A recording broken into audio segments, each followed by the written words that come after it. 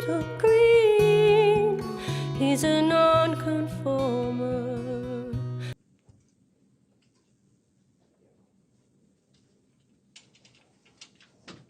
Make it close as well. Just leaned on the shoulder if you need it.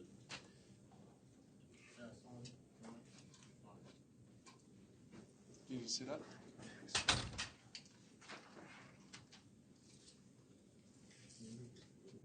Yep. You cool. You up? Yeah?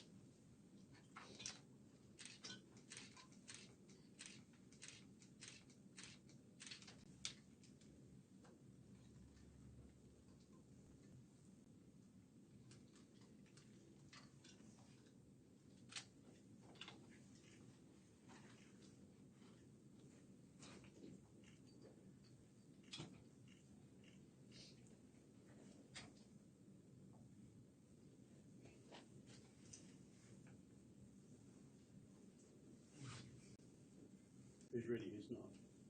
Just waiting for this. Yeah, that's right. You ready to go? Sure. Okay, is everyone ready? Yep. Okay, five, count down 5 and then we'll do it. 5, 4, 3, 2, 1. Chris and I are here today with some absolutely devastating news. A member of the New Zealand Police family has been shot dead in what appears to be a routine traffic incident, keeping in mind every single day police undertake around 3,250 routine call-outs, including traffic. This is gutting. It's absolutely devastating. This is a man who had dedicated his career to keeping us safe. And to hear that a police officer's life has been taken this way is devastating. We obviously feel for his family, feel for his colleagues, and I think I speak on behalf of the whole nation, but certainly the government and the Prime Minister of New Zealand, when I say that we are absolutely gutted to be here talking about the death of a very valued member of our community. And on that, I'll hand it over to Chris Carroll. Yeah, I'll just reiterate, this is a real tragedy. Every day, police officers go to work to keep New Zealanders safe, and we hope that they will come home.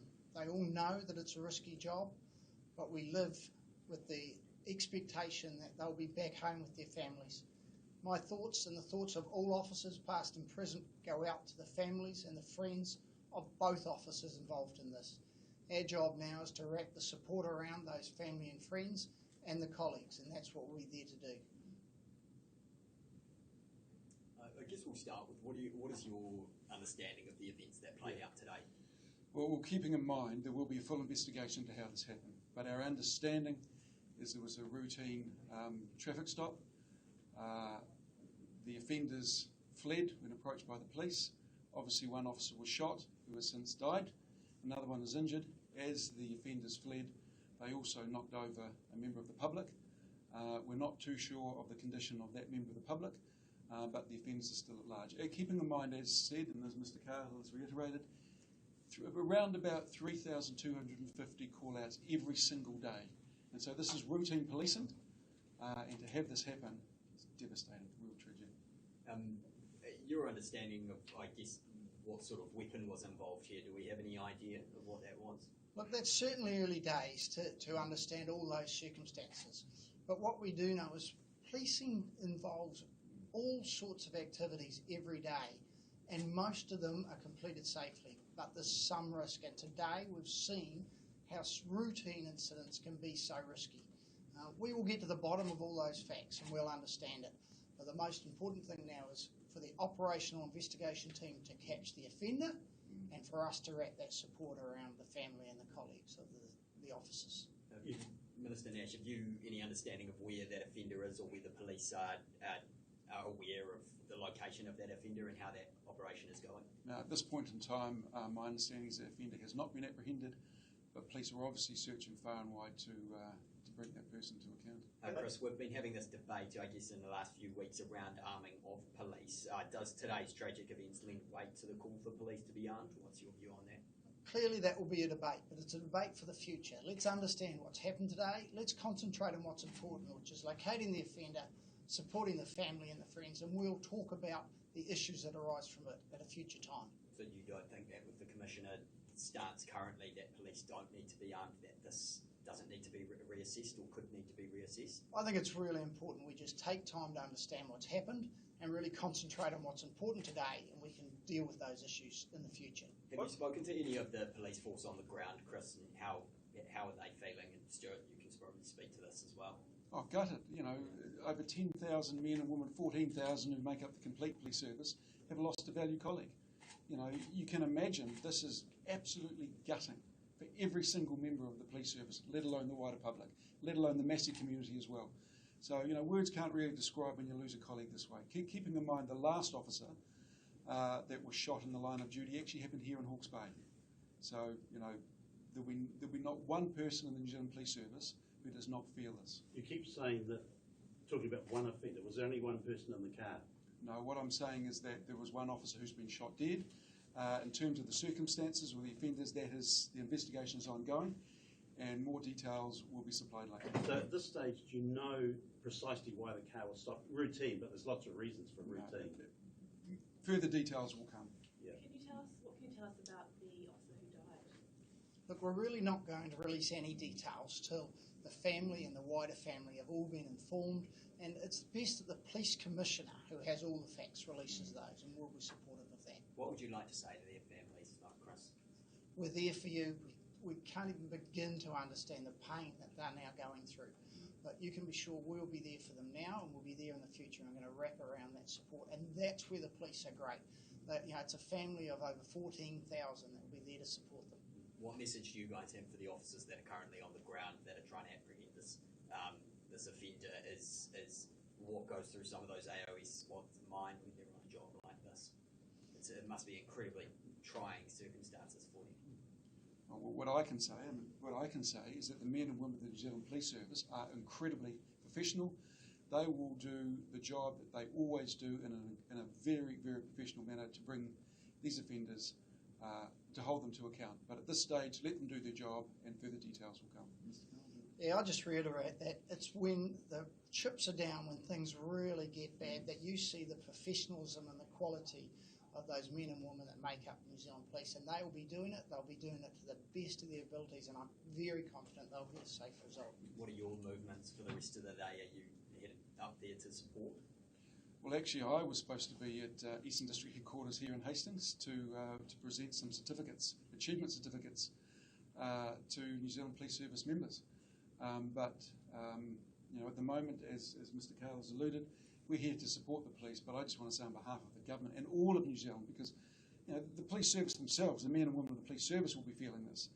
But when an officer dies in the line of duty, keeping us safe, I think we all feel that. What day have you be going up to Auckland? Yes, I'll be heading up there.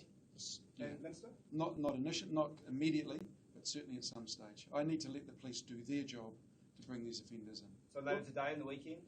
I'll take direction from the Commissioner, who I'm in constant contact with, but certainly when it's appropriate for me to go up there. What specific precautions are now being taken in the Auckland area? Is there a feeling that all police could be at risk? When there's an offender like this on the loose, it's appropriate both for the safety of the officers, but very importantly the safety of the community, that those officers are armed so they've got ready access to deal with the threat. And that's the case at the moment, and as soon as the offender is captured, then that can be reassessed. Chris, I understand you don't want to get onto the arms situation, you want to talk specifically about this, or you would rather be focused on this incident and this officer, but the timeliness of it, I mean, you must accept that this is just going to trigger or escalate that debate even further at a time when we're discussing this very thing, the arming of officers. But it can't hide from the fact that I've been saying for a number of years that the escalation of firearms in the hands of criminals is a significant threat to the safety of New Zealanders and police officers. And in fairness to the Minister, he understands that, and that's why there have been significant changes to arms legislation only passed this week. Now, we still have to look at the whole environment and see if that mix is right, but we better understand the facts and do it with a holistic view. What else can you say? Well, you know, we've got to reiterate, what an absolute tragedy, what an absolute tragedy. A member of our New Zealand Police Service has been shot dead. That's, what can you say? It's just devastating. I'll just ask on the second officer, are we aware of the condition that that officer is in and how serious the injuries are? Well, any gunshot wound is serious, and they are serious injuries. We're certainly hopeful that they are injuries that can be treated in the best possible manner as quickly as possible, but you can't underestimate the risk any gunshot wound makes.